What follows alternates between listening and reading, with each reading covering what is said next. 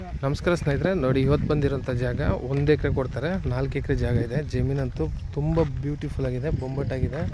ನೋಡಿ ಈ ಜಾಗ 33 ಅಡಿ ರಸ್ತೆ, ಹೈವೇ ರೋಡಿಂದ 1 ಕಿಲೋಮೀಟ್ರ್ ಆಗುತ್ತೆ. 2 ಕಡೆ ಬರುತ್ತೆ. ಈ ಕಡೆ ವಿಲೇಜಿಂದ ಬಂದರೂ ಒಂದು ಅರ್ಧ ಕಿಲೋಮೀಟ್ರು, 3/4 ಕಿಲೋಮೀಟ್ರು ಹೈವೇ ರೋಡಿಂದ, ಸ್ಟೇಟ್ ಹೈವೇ.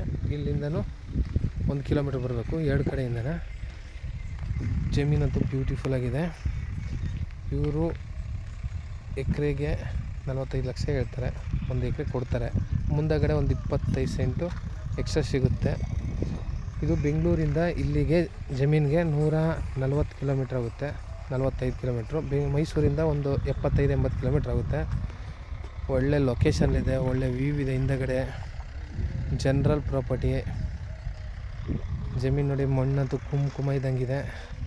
ಜಾಗ ಅಂತೂ ಬ್ಯೂಟಿಫುಲ್ ಆಗಿದೆ. ಫಾರ್ಮ್ ಹೌಸ್ ಮಾಡ್ಕೊಂಡು ನೋಡಿ, ಅಕ್ಕಪಕ್ಕ ಎಲ್ಲ ಮನೆಗಳು ಇದ್ದಾರೆ. ಎಲ್ಲ ಸುತ್ತ ತೋಟದ ಮನೆಗಳೇ. ಒಳ್ಳೆ ಲೊಕೇಶನ್ಲಿದೆ. ದಾರಿಗಂತೂ ತೊಂದರೆ ಇಲ್ಲ. ಎನಿ ಟೈಮ್ ಎಲ್ಲ ಫಾರ್ಮ್ ಹೌಸ್ಗಳು ಮಾಡ್ಕೊಂಡವ್ರೆ. ಹಿಂದಗಡೆ ಅಂತೂ ಬ್ಯೂಟಿಫುಲ್ ಲೊಕೇಶನ್ ಇದೆ. ಜಾಗ ನೋಡಿ, ಕೆಂಪು ಮಣ್ಣು. ಇದರಲ್ಲಿ ಅರ್ಧ ಕೊಡ್ತಾರೆ ಮೇಯ್ನ್ ರೋಡ್ಗೆ. ಮುಂದಗಡೆ ಒಂದು ಸ್ವಲ್ಪ ಎಕ್ಸಸ್ ಇದೆ, ಒಂದು 10 ಗುಂಟೆ. ಹಿಂದಗಡೆ 1 ಎಕರೆ ರೋಡಿಂದ ಅಳತೆ ಮಾಡಿಕೊಡ್ತಾರೆ.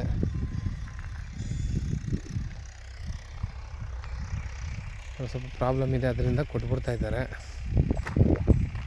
ಜನರಲ್ ಪ್ರಾಪರ್ಟಿ, ಲೀಗಲ್ ಆಗಿದೆ ಡಾಕ್ಯುಮೆಂಟು. 4 ಎಕರೆಲಿ 1 ಎಕರೆ ಕೊಡ್ತಾರೆ. ಒಂದು 25 ಸೆಂಟು ಎಕ್ಸಸ್ ಬರುತ್ತೆ. ನೋಡಿ, ಹಿಂದಗಡೆ ಎಲ್ಲ ತೋಟ ಮಾಡ್ಕೊಂಡು ತೆಂಗು ಅಡಿಕೆ ಎಲ್ಲ ಹಾಕೋಬೋದು. ಪಕ್ಕದಲ್ಲೆಲ್ಲ ತೆಂಗಿನ ತೋಟಗಳೇ, ಮನೆಗಳಿದೆ. ಫಾರ್ಮ್ ಹೌಸ್ ಮಾಡ್ಕೊಳ್ಳೋರಿಗೆ ತುಂಬ ಚೆನ್ನಾಗಿದೆ. ಮಣ್ಣಂತೂ ಕುಂಕುಮ ಇದ್ದಂಗಿದೆ. ಬಿಸಿಲು ಕಾಣ್ತಾ ಇಲ್ಲ ನೋಡಿ. ಅಲ್ಲೋಗಿ ತೋರಿಸ್ತೀನಿ ಒಳಗಡೆಯಿಂದ.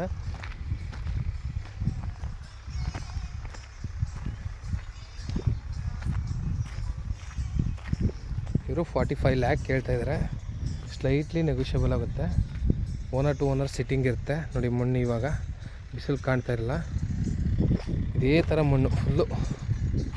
ಇದು 1 ಎಕರೆ. ಅಕ್ಕಪಕ್ಕದಲ್ಲೂ ಸಿಗುತ್ತೆ ನಾಳೆ ದಿನ ಕೂತ್ಕೊಂಡ್ರೆ. ಹಿಂದಗಡೆ ಅಂತೂ ಬ್ಯೂಟಿಫುಲ್ ಲೊಕೇಶನ್ ಇದೆ. ಒಳ್ಳೆ ಕಟ್ ವ್ಯೂ ಇದೆ ನೋಡಿ. ಮಣ್ಣು ತುಂಬ ಚೆನ್ನಾಗಿದೆ.